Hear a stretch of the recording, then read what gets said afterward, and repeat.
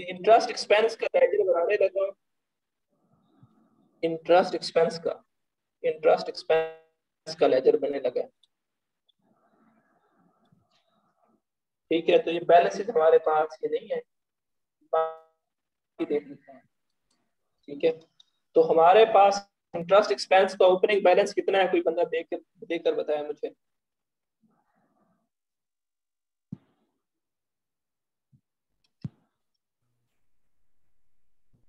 आवाज आ रही है सब तक? अक्रूड इंटरेस्ट है 2000 का। कितना है बेटा? 2000। 2000। क्लोजिंग कितना है? 4000। और तो ड्यूरिंग द ईयर हमने चार्ज कितना किया है, क्या पास किया हमने? 4000।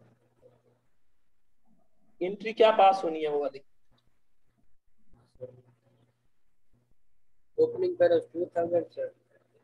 ये 2000 आ गया ओपनिंग, ये 4000 आ गया क्लोजिंग। ड्यूरिंग द ईयर हमने जो है वो इंटरेस्ट एक्सपेंस हमारा हुआ है, जब एक्सपेंस हुआ तो हमने एंट्री पास कर दी। Interest expense debit, interest payable credit, sorry ये इंटरेस्ट एक्सपेंस पेएबल है।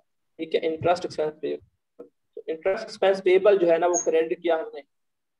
एक्रूड इंटरेस्ट जो है वो हमने क्रेडिट किया 4000 से। ठीक है बेटा, आवाज क्लियर नहीं आ रही है आप सब तक? आ रही है सर आपके पास। तो ये इंटरेस्ट एक्सपेंस मैंने जो है यहाँ पे लिख दिया। और अब कैश की बारी है, तो ये 6000 मेरे पास आ गया, तो ये भी 6000 आना चाहिए। अब बात को समझिएगा, मैंने इतना इंटरेस्ट पेबल था मेरा, मैंने अदा करना था 2000, 4000 मजीद मैंने एक्सपेंस किया, तो अब मैंने 6000 टोटल अदा करना है। At the end of the day, at the end of the year पता चला कि भाई 6000 मैंने अदा करना था ना, उनमें से मजीद 4000 मैंने अदा करना है। इट मीन्स 2000 मैंने पे कर दिया, 2000 मैंने पे कर दिया। वो 2000 जो है मेरे पास रेलिवेंट फिगर है, इसको जो है मैं यहाँ पे लिख दूंगा कि भाई मेरे पास जो है इंटरेस्ट पेएबल जो है, इंटरेस्ट पेड जो है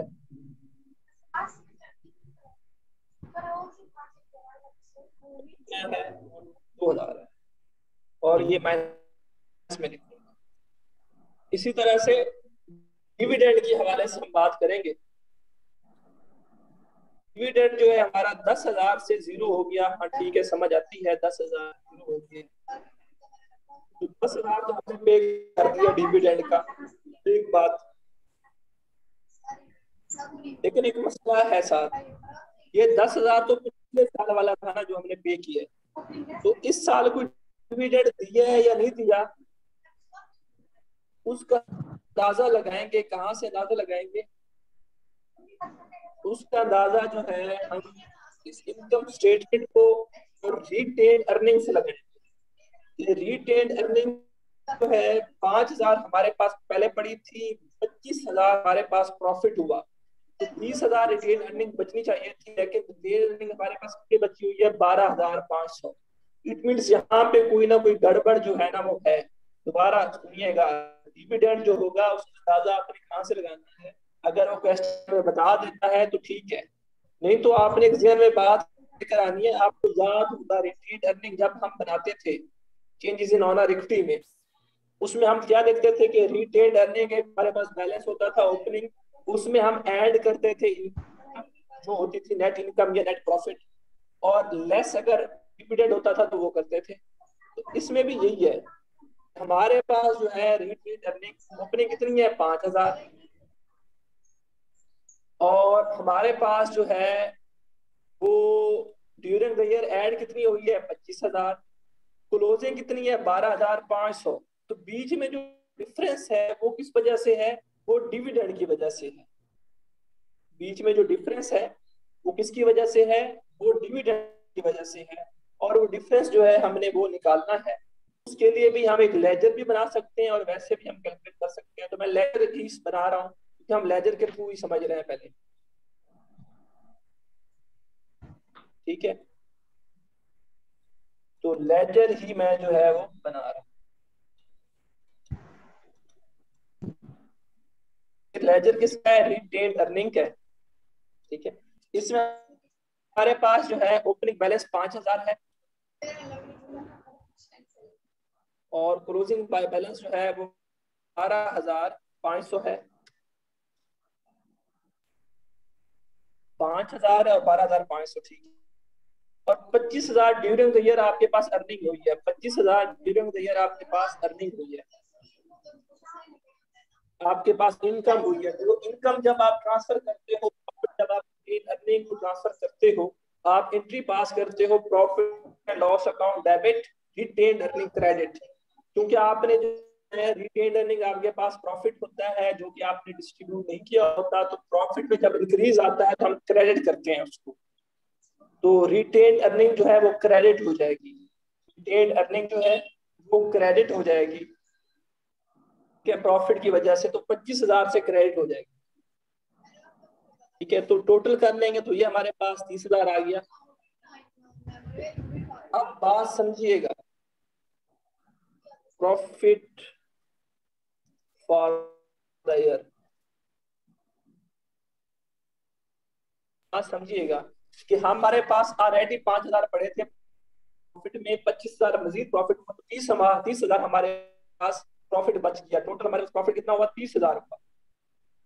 अब उस 30,000 में से अगर मैं कहूँ कि साल के एंड पे मेरे पास 12,500 प्रॉफिट बचा पड़ा है, तो इट मींस बाकी प्रॉफिट मैंने जो है वो ओनर्स को दे दिया, शेयर होल्डर्स को दे दिया। और शेयर होल्डर्स के पास जो प्रॉफिट जाता है उसे हम डिविडेंड का नाम देते हैं, और नॉर्मली हम कैश में पे कर रहे होते हैं। ठीक है, तो वो जो डिफरेंशियल अमाउंट होगी 30,000 माइनस 12,500, 17,500, वो हमारे पास क्या हो जाएगा? वो डिविडेंड की अमाउंट हो जाएगी, क्योंकि हमने कैश पे किया होगा। डिविडेंड पेड हो जाएगा वो हमारे पास। अब डिविडेंड पेड जो है हमारे पास दो है। एक हमारे पास ये 17,500 जो कि इस साल का हमने पे किया है, और दूसरा हमारे पास 10,000 ये वाला जो कि पिछले साल का था, पेबल था, वो हमने पे किया है। तो 27,500 जो है वो डिविडेंड पेबल पेड का है।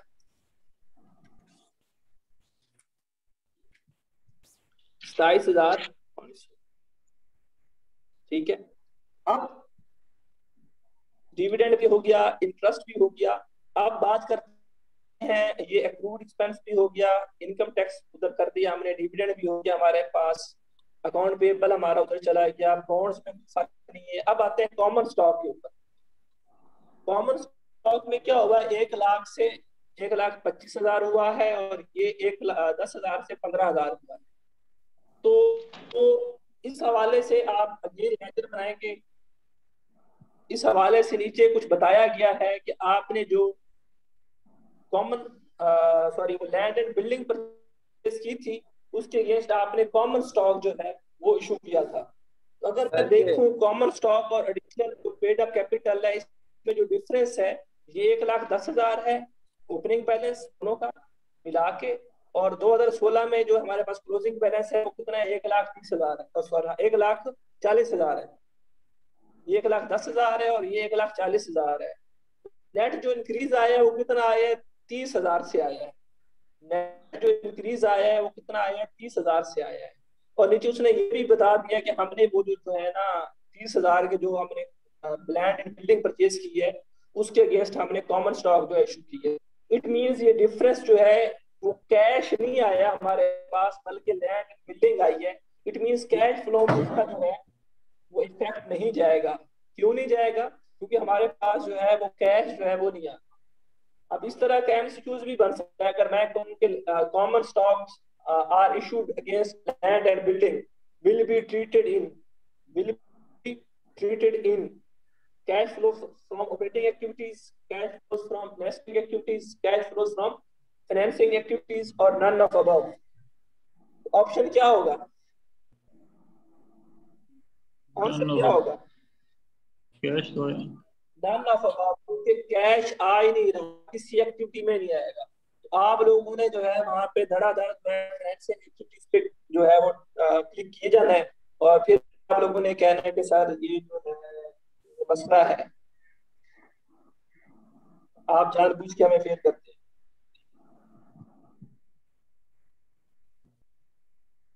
तो इस तरह के एमसीक्यूज भी आएंगे, तो आपने जो है वो तैयार रहना है हर सर लिहाज से।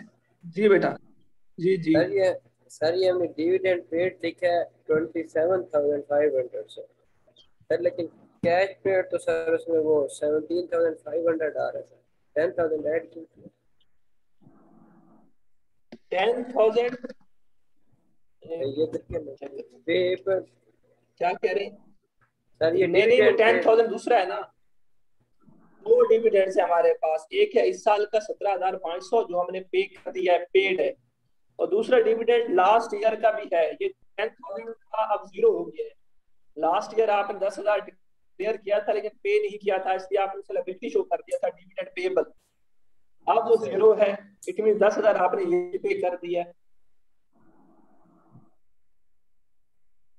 ठीक है, तो टोटल ये जो है 17,500 इस साल वाला और 10,000 पिछले साल वाला, 27,500 आपने पे किया। Okay sir. अब हम इसका टोटल कर लेते हैं, मेरा नहीं ख्याल कोई और चीज रहती है। सर एडजस्टमेंट में जो लास्ट आई पे थिंक लिखा ये हुआ है चीजें हैं। कैश में भी किया है वो। एडजस्टमेंट में क्या लिखा हुआ है लास्ट में? 10,000 ये कैश माइल की इक्विपमेंट जी 10,000। Yes sir. तो ये हमने ट्वीट किया है ना कि हमने इक्विपमेंट जब परचेज की थी, यहाँ पे ये देखिए परचेज इक्विपमेंट 10,000, तो यहाँ पे हम ले आए थे उसको। ठीक है। ठीक है, तो अब जो है इसका टोटल कर लेते हैं, तो ये बनता है 29,500 माइनस 29,500। ये मेरे पास जो है net cash flows from financing activities.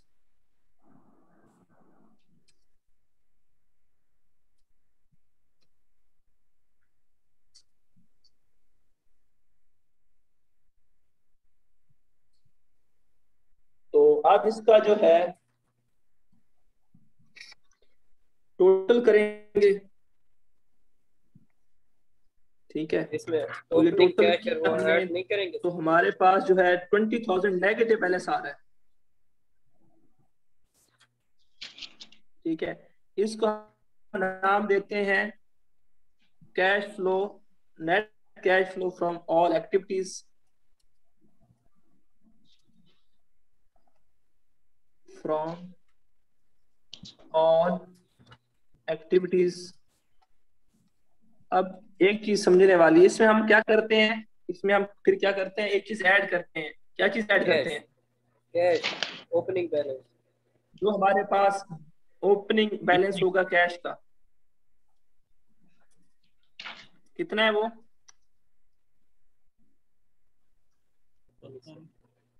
Opening balance जो है कैश का वो हमारे पास है 30,000। ठीक है, तो ये 30,000 जो है वो मैंने ऐड करना है। तो पहले नेगेटिव बैलेंस है तो नेगेटिव, और ये ऐड करूंगा तो ये जो है 10,000 नेगेटिव जो है ना, सॉरी 10,000 पॉजिटिव जो है वो बचेगा। ठीक है, और इसको जो है मैं नाम दूंगा ending cash and cash. Cash. और अब मैं क्या करूंगा, अब मैं जो है वो करूंगा, इसको क्वेश्चन को ओपन करूंगा और यहाँ पे एंडिंग कैश देखूंगा कितना है, 10,000 है, और मेरे पास एंडिंग कैश कितना आ रहा है, 10,000 आ रहा है। इट मीन्स मैंने जो क्वेश्चन किया है वो क्वेश्चन ठीक है, और अगर मेरा ये इक्वल नहीं आता तो फिर गड़बड़ है, तो किसके इक्वल कौन सा फिर देखा गड़बड़ हमने? है। ये हमारे पास जो एंडिंग की क्या हमारे पास है, ये एंडिंग कैश आया, ending cash and cash equivalent आया। मैंने जो यस है सर। इधर हमारे पास जो 2016 का एंडिंग कैश है 10,000, ये देखना है कि बैलेंस ठीक। इतना सेम आ रहा है या नहीं आ रहा। अगर सेम आ रहा है तो इट मीन्स मैं ठीक हूँ, और अगर सेम नहीं आ रहा तो फिर कहीं गलती हुई है। ठीक है। ठीक है, तो यस। सर ये पहला क्वेश्चन इसको देखें, इसमें जो है हमारे पास कैश है, अकाउंट रिसीवेबल है, इन्वेंट्री है, अदर रिसीवेबल है। जैसे आपके पास प्रीपेड थे ना, तो ये अदर रिसीवेबल है। ठीक है, अगेन वैसे ही बिल्डिंग एंड इक्विपमेंट जैसे वहां पे थी, यहाँ पे भी है। डेप्रिसिएशन है, उसके बाद ये लैंड आपके पास जो है ना वो एक्स्ट्रा आई है। फिर अकाउंट पेबल वैसे सेम वही वाला लेना है, एक्रूड इंटरेस्ट वही है, सेम वर्किंग करनी है। नोट पेबल है 30,000 था ओपनिंग और आप जीरो है, इट मीन आपने सारा पे कर दिया है। तो आपने ये 30,000 जो है कैश आउटफ्लो कर देना है, माइनस कर देना है इसमें, इसको फाइनेंसिंग एक्टिविटी में। उसके बाद मॉर्गेज बॉन्ड्स पेबल है, पहले जीरो थे अब 30,000 है, इट मीन्स आपने जो है वो बॉन्ड इशू किए हैं, जीरो से 30,000 हुए हैं तो इशू किए हैं, तो आपके पास कैश आया होगा, तो ये 30,000 आपने कैश शो कर देना है।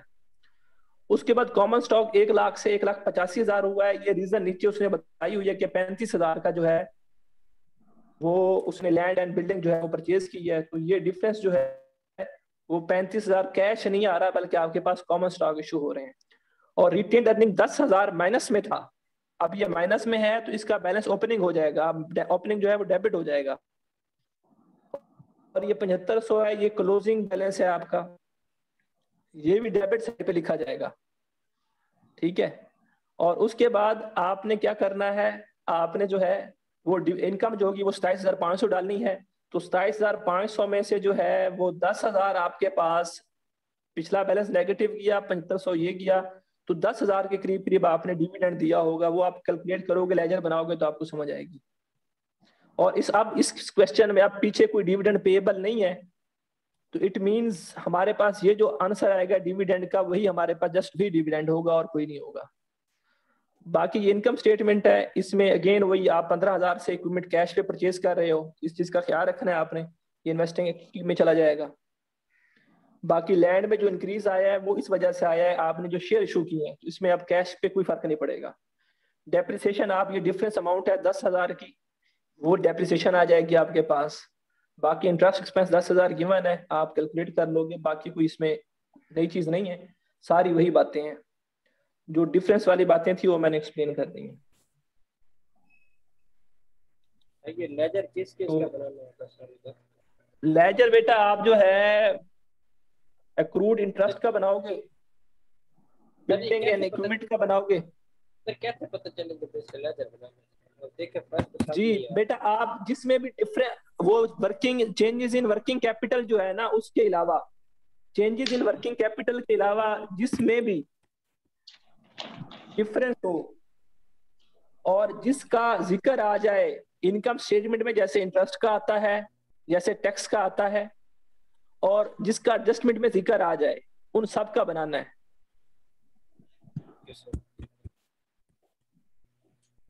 ठीक है, और इससे हट के रिटेन अर्निंग का आपने बनाना होता है डिविडेंड के लिए। ठीक है, तो ये चीजें लिख लें। इसके अलावा मैं तो ये करता था, जब मैं प्रैक्टिस क्वेश्चन करता था, ये तो बड़े आसान है, तो वो बड़े टफ होते थे, तो वो जो है ना, मैं हर अकाउंट का लेजर बना लेता था, मतलब वर्किंग कैपिटल के जो अकाउंट्स हैं उनके अलावा हर अकाउंट का लेजर बना लेता था। टाइम थोड़ा ज्यादा हो जाता था, लेकिन क्वेश्चन मेरा सॉल्व हो जाता था उससे। इससे ये होता है कि ये तो बड़े आसान क्वेश्चन है, वो बड़े कॉम्प्लेक्स होते थे, कोई चीज छुपी भी हुई होती थी ना, तो वो भी सामने आ जाती थी।